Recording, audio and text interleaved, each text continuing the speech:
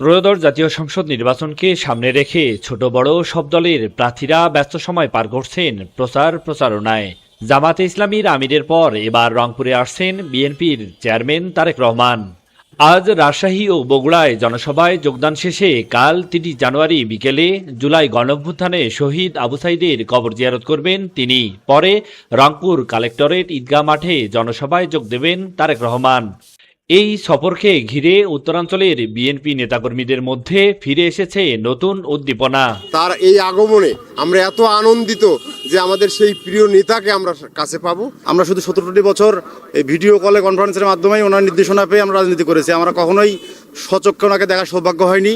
এই জন্য বিশেষ করে তরুণ প্রজন্মের মাঝে একটা বিশাল ধরনের বাড়তি আনন্দ কাজ করতেছে। পীরগঞ্জের মাটিতে তারেক রহমান আসতেছেন, এই জন্য আমরা তারেক রহমানকে গর্ব করি যে তারেক রহমান আমাদের পীরগঞ্জের উন্নতি করবেন, শহীদ আবু সাঈদের এলাকার উন্নয়ন করবেন, সাইবুল ভাইয়ের এলাকার উন্নয়ন করবেন। নেতাকর্মীরা বলছেন দীর্ঘদিন পর দলের চেয়ারম্যানকে কাছে পাওয়ার সুযোগে তারা উজ্জীবিত। তারেক রহমানের এই সফর নেতাকর্মীদের জন্য বড়ই অনুপ্রেরণার। পীরগঞ্জের আপামর মানুষ পীরগঞ্জকে উজ্জীবিত, তারা তারেক রহমানকে এক নজর দেখার জন্য তারা মুখিয়ে আছে। শুধু জাস্ট উনি আসবেন, ইনশাআল্লাহ পীরগঞ্জবাসী দেখিয়ে দেবে যে পীরগঞ্জের মানুষ কতটা তারেক রহমানের জন্য মুখিয়ে আছে। পীরগঞ্জে প্রত্যেকটা নেতা প্রতিটা ইউনিয়ন থেকে শুরু করে ওয়ার্ড থেকে শুরু করে প্রত্যেকটা উজ্জীবিত হয়ে গেছে। ইনশাল্লাহ আগামী দিনে তারেক রহমান আসবেন এবং সবাই তাকে আমরা বরণ করে নেব এবং এখানকার যে জনগণ আছে, জনগণ অধীর আগ্রহে আছে, এটা প্রমাণ করবে যে আমরা আসলে তারেক রহমানকে ভালোবাসি। পীরগঞ্জ থানা বিএনপি এবং পীরগঞ্জের আপামর জনগণ উৎসুক হয়ে আছে এই প্রিয় নেতাকে এক নজর দেখার জন্য এবং তাকে বুঝিয়ে দেবে যে পীরগঞ্জের মাটি ধানের শীষের ঘাঁটি।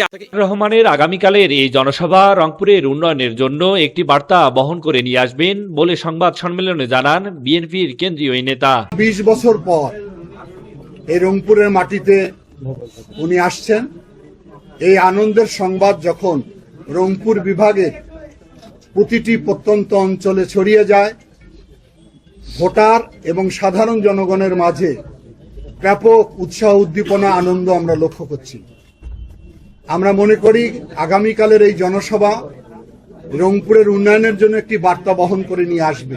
রংপুর যেহেতু সবসময় বৈষম্য শিকার হয়েছে, উন্নয়ন বঞ্চিত হয়েছি, আমরা আশা করছি যে এইবারের জনসভার মধ্য দিয়ে আগামী নির্বাচনে এই বিএনপির নেতৃত্বে রংপুরের এই বৈষম্য কেটে যাবে এবং একটি উন্নয়নের ধারায় রংপুর যুক্ত হবে, এটা আমাদের দৃঢ় বিশ্বাস।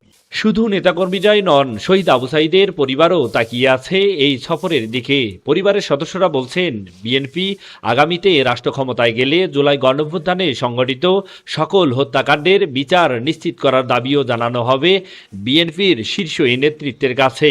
যারাই ক্ষমতায় আসুন না কেন, যেন কোনো ধরনের বৈষম্য যেন বাংলাদেশে না থাকে, আর সকলে মিলে আমাদের দেশটাকে বেশি গুরুত্ব দিতে হবে।